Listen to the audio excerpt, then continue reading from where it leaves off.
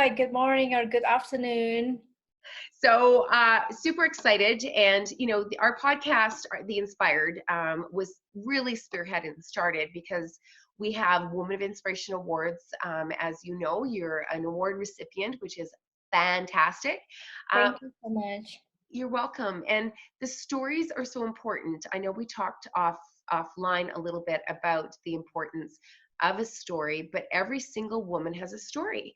Mhm. So I always get lots of feedback. Great event, Monica. We love to know the stories of these amazing women that are winning these awards. So I'm just going to just jump right into it. So, tell us a little bit about your background. I know that we're in Canada, you're in Canada, but you didn't. Oh, when did you move to Canada? And I'll let you just lead the way. Okay, so I was born and raised in Indonesia, and then I have a traditional family. And by now, Indonesia still man has power over woman, Mm. and every woman or all of us, we have a unique story. We all unique, and that's why we are here. And then we are here, and because we overcome our struggle in life.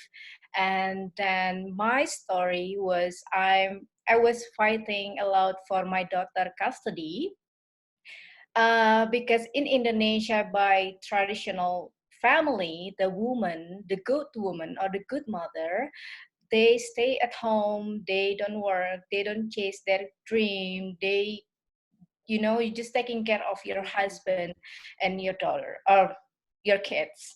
And the challenge is because my mom, she raised me, and then she was a single mom, and then she put me in my subconscious or in my, so you have to, as a woman, you have to be independent, you have to have a purpose in life, you have to have core value. So when I married with Indonesian, so this is the point that I found like, uh, I have to stop my dreams to be success, because even I show to them that, listen, I can be a mother and I can do business, or I can chase my dream, or I can work on my career or something.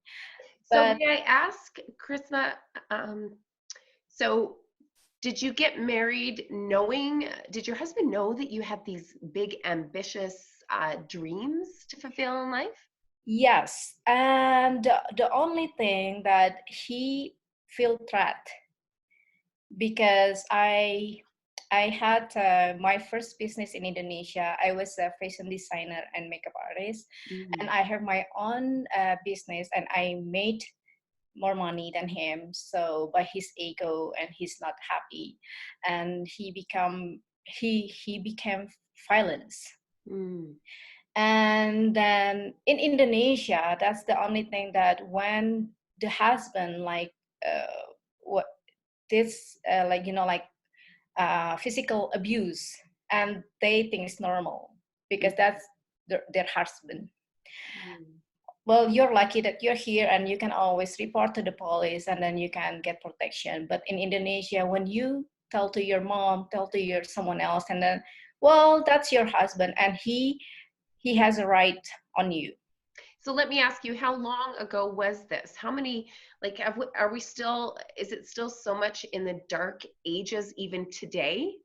Yes. So the only thing in Indonesia, because it's quite traditional, the woman. That's why that I'm here, and then I'm trying to give influence on my social media.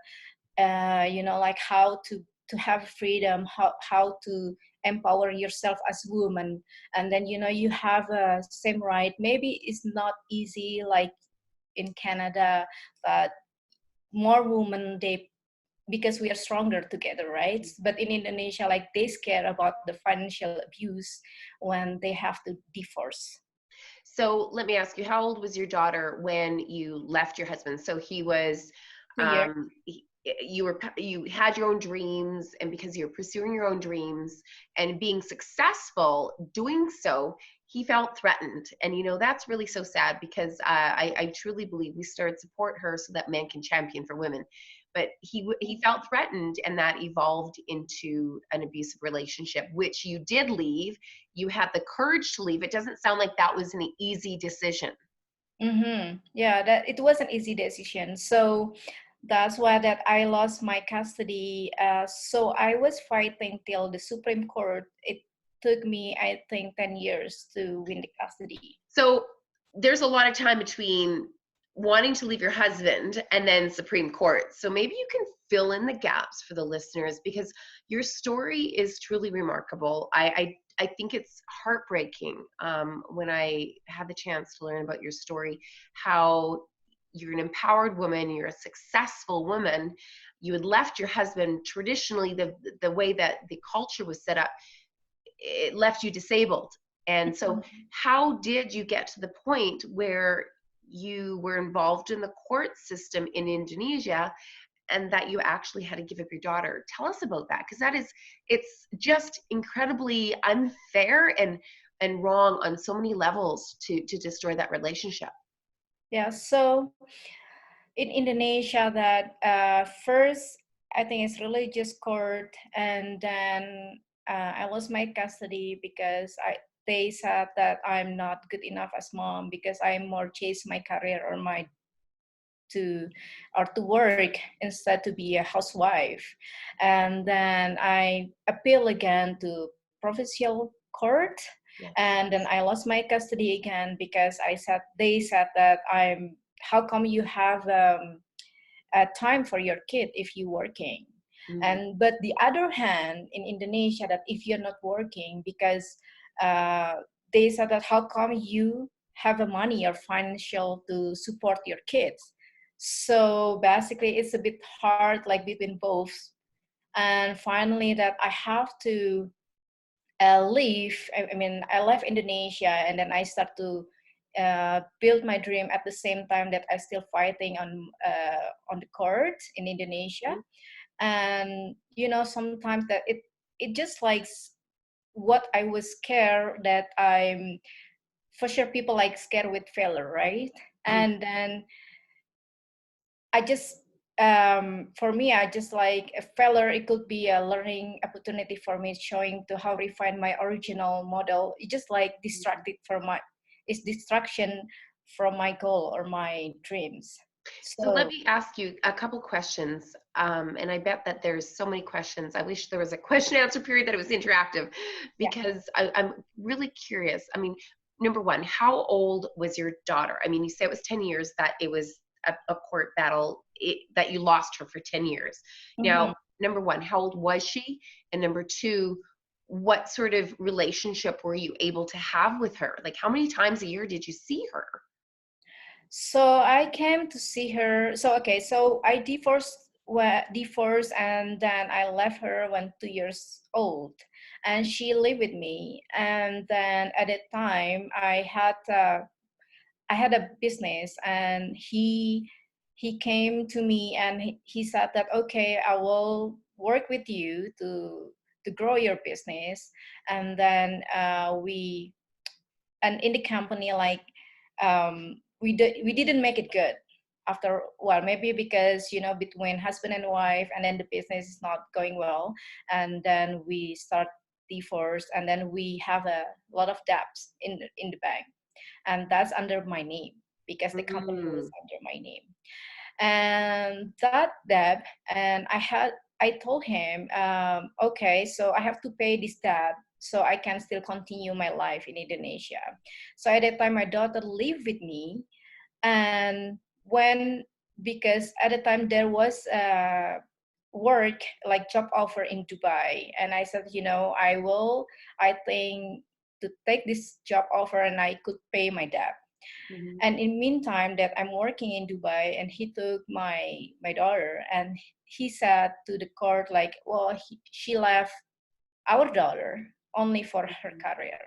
Mm-hmm. And but he doesn't know that I was paying a lot of debt from the previous company we built, and then uh, the debt from the marriage life, because in Indonesia he has no obligation, or even Mm, in the court said that you have to pay alimony. But mm. then in Indonesia, the law is not that strict, so he just let go. So she was 2 years old, and when you took a job opportunity, he Yeah. said, I'll care for her." And Mm-hmm. then you had never thought that would be the last time that you'd see your daughter. Mm-hmm. And then when you were away, he took her to the court and won custody of her. And so it took you 8 years or 10 years past that point. So she's now puts her at 12 years old. She's, Now, yeah. She's 15 now. 15 now. Yeah, so she finally that I won the custody in the Supreme Court, and then I appeal because I'm I I was showing that I never give up. I just don't drop it because I know I'm in the right side, and then I showing everything that I could. Well, I was thinking, even like I lost in custody again in Supreme Court, at least one day I told to my daughter, look, I was trying to fighting So for important. So important that our kids you know the that highest we're court. fighting for them. Yeah. Well, that's what the mother can do for their daughter. But sometimes that you need time. So I can't even begin to understand how incredibly hard that is to keep your spirits up, to rebuild. I mean, there's a definite motive why you have to rebuild, and why you're continuing. There's no question of, oh, should I or shouldn't I? It's just, how fast can we get that wrapped up, and how fast can I, recover that relationship with my daughter? But how did you get through those tough times? Because there's some pretty dark times that, I mean, you're a superwoman, but superwoman has a, I mean, we're all human. How did you get through that? What sort of coping mechanisms what kind of support did you have? So I'm trying to put an addiction to myself, which is that I'm studying. Mm, That's the positive way that I can distract myself. So I started to help myself. I took a certification for hypnotherapist, mm, and then I'm studied um, acupuncturist. mm, So it's something like more spiritual and then wellness healing, because I thought this is a trauma, so I could heal something mm, myself. Then maybe one day I could help someone else, when someone at the same shoes, or maybe in the same shoes like me. At mm. least I overcome my struggle. So it was belief, mindset, and acupuncture. So wellness. Mm-hmm. Now, was there ever time that had to kind of regroup and, or was it always your mindset of look forward, not backwards, and what can I do to keep my health and my mind focused? Because it's mental wellness is super, super critical to keep focused on your goals. Is there anything, did I miss something there? So, you were very focused on your goal of getting your daughter back. So you made sure that you did everything that you could to keep your mind and your body Mm-hmm. healthy. Yes, because I'm ready for the big battle, for new life. Mm, Yeah, because I quit all the small fighter. I mean, like I would say that people always fight about something you don't have to fight. I mm, realized, this is wasting my energy and my time. So I prefer, like, when she's coming here, when she live with me, at least I have something. So that's what I'm more focused, like, about my vision, my dream, my goal. Well, I can't tell you how special it was to be able to present you with the award for the Thank Nest you. Award. And your daughter joined you on stage. And I was choking back the tears, and I still am. Like, I'm sitting here going, wow, because it's so significant. The road, like, I'm getting even teary right now thinking about it. Yeah. From another mom to a mom, knowing how hard you worked for that moment to happen, and for your daughter to be standing on that stage next to you, celebrating your accomplishments is, oh, I just get goosebumps thinking about it. And I'm just tearing up, actually. Like, I wasn't planning on that, so excuse the tears rolling down my face, because it's really, you know, I think it brings so much hope to people, Christma, that, and I said, let's talk about that. I know it's really tough to talk about, and thank you so much for your openness, and I hope we have more conversations, but it is really, truly, you're not alone. There's so many women out there that are experiencing things. I know I've got my own, I'm a single mom. We talk about that as well. And, you know, so it's really, really important that we share how we get through the other side, and how we keep strong, and how we keep positive when the boulders keep coming up, you know, be thrown at us. I mean, we like got super muscles going on, I got to tell you, going through that process. Like, she's my inspiration. Like, she makes me strong. She makes me everything. Probably if I have my purpose, like, for her, and that's a mother, right? I mean, like, you know, I want to be better person because of her. I want to be a role model because of her. So maybe if without her, I cannot be like today. So let me ask you something. So now today, your daughter's now living in Canada with you. She's 15. She's, you know, carving out her own path, and probably has she has a really great role model, a strong woman.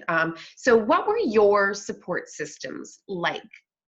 You know, sort of because I think that's really important. We don't do it alone, ever. And so what was your support system like? Who were your support hers? Who?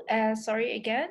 What sort of mechanisms of support did you have? Because I think it's really important that we all talk about that, because people are trying to go, you know, I'm stuck.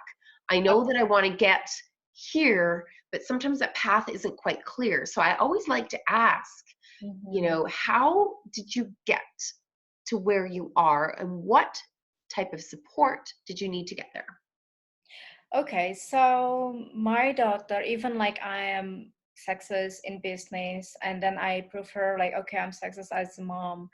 Even you are a respectful person if you are a success in everything.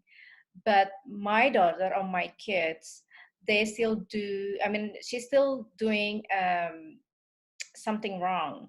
So that's not my fault as mom or parents. So let them learning. That's what I don't really feel like, oh, I'm failed to taking care of her, you know. So it's learning process. So she's doing something wrong, and then I have my daughter. She's 15, and she has her hormonal now. Yeah. And yes, and then we pass that time, and sometime I just speak to her, listen, you're not alone, I've been the same thing when I was in your age, so talk to me if you need to.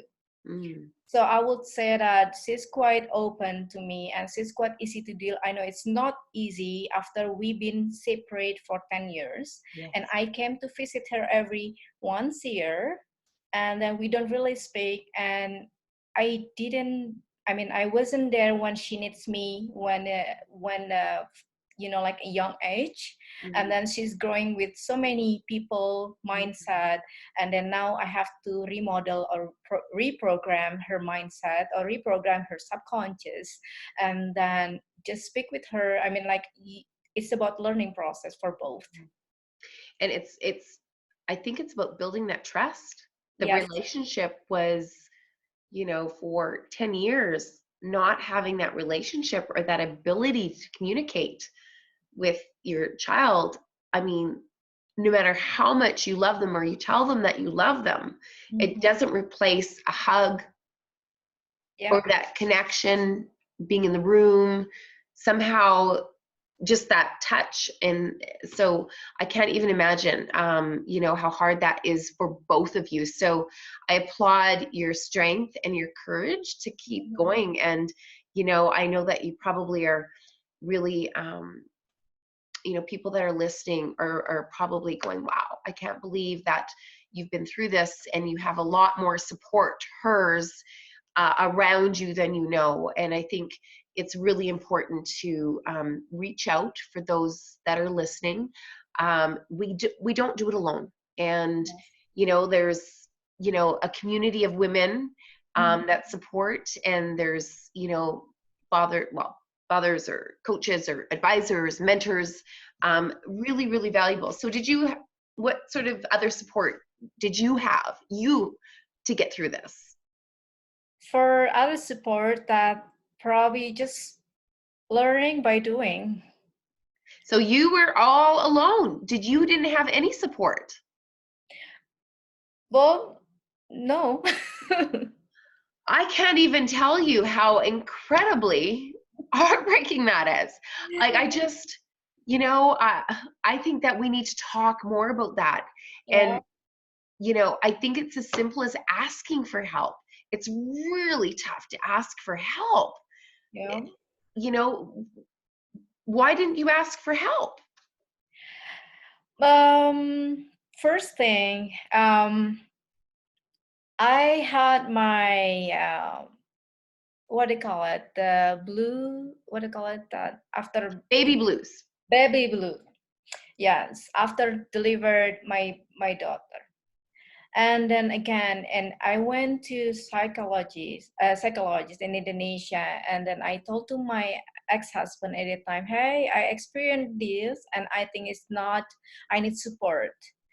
And the doctor told me, because he said, this is a normal when you had a trauma or when you have something hard time when you're pregnancy. And then he asked the doctor, asked like, okay, please invite your husband so we can talk about it. And when I invite him, and then he when you had a baby blue or something related with psychology, and then people think that in Indonesia, like, well, you're crazy. Oh. It's not. We've come so far. Yeah. And I just want to send you a great big virtual hug, because Thank you. my goodness, I can't even imagine. You're superwoman. I mean, to have to go through and take on all that on your own, and then want help but not feel that you can because people are judging you for leaving your marriage, pursuing your dreams. Like, Yeah. wow, we, as Canadians here, we are so lucky that we have support. We Yeah. have the ability to, people in our circles, if we can't, to reach out for help. And so many people that are willing to do that and not judge you for it. So, man, I just can't even, like, I'm sending you a great big hug right now. Thank A you. great big heart. Thank you. And wow, you're just an incredible woman. And I'm really thankful for your honesty. I know it's not hard. I know it's hard to talk about this. Yes, and when I talk about it, and then sometimes people like, why you talk about private life, or you share something, and what people think about our family. And again, I said, when I told to my mom, like, hi, I need your support because I have a baby blue, and then I think it's not normal because I'm depressed, I'm trying to kill myself or kill my daughter, and something like happening in here. You're like, what's wrong? I love my daughter. Yeah, it's something wrong. I love her, and then I'm scared, like to close to her, and probably that's one of what he put on the court, like. I had a baby blue, and then he said that I'm crazy because I was trying to kill my daughter. And I said, even to my mom or my like people, I'm asking like, hey, I need support, even women in Indonesia, but they are not really understand about this situation, and they think that I am a drama queen. And I'm trying to get attention or something. So finally, since then, I'm just close my mouth, and I'm trying to figure out how to get like training, or I'm interested on spiritual thing. Maybe I could do something in, and I'm interested with hypnosis because it helps me like to healing my trauma. So now you deal in beauty, so you can help women feel confident about themselves, love them for who they are, see the Yeah. beauty inside and out for them, which is so amazing.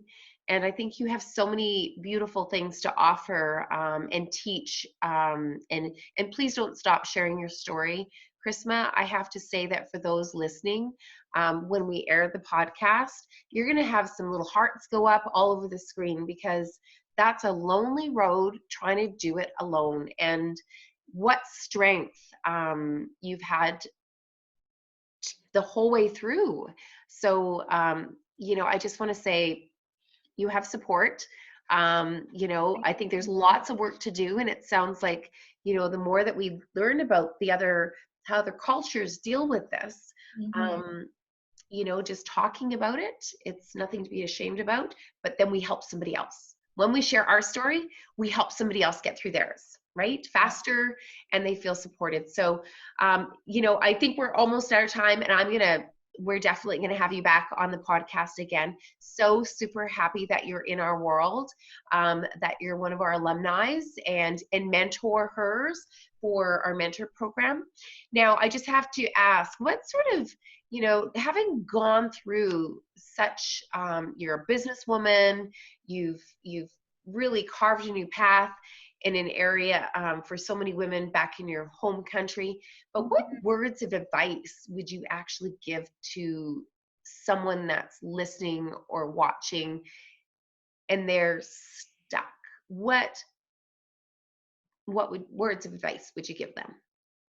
I think my best advice that I would say, life is a journey or about experiencing, and every part of a life is a small journey, right? So you just need to complete itself.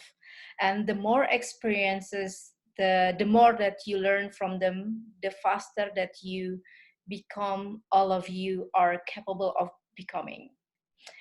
And I'm so lucky that, like you said, I'm not alone. By the time, the journey, I met a lot of people, and especially now I'm working in beauty, and I listen my client experience the same thing, and then abusive like in relationship or at work and everything. And I heard there is a good quote like, hairstylist or beauty or makeup artist is not only touch the hair, the face, or the lashes, but touch also the heart. And I'm so lucky that I'm working with my two ladies. They are like, I would say, similar story like me, like Mm. single mom and struggle in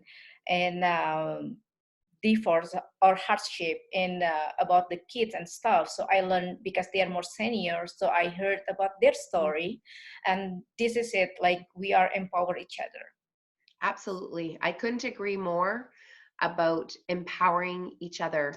And, you know, um, together we are stronger.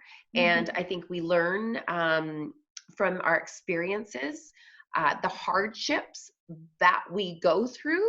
Mm-hmm. I haven't heard one story from a hardship story that was actually didn't have a shiny ending to it, didn't have a hallmark ending, because it really does give you the strength and the never give up attitude, um, of achieving great success.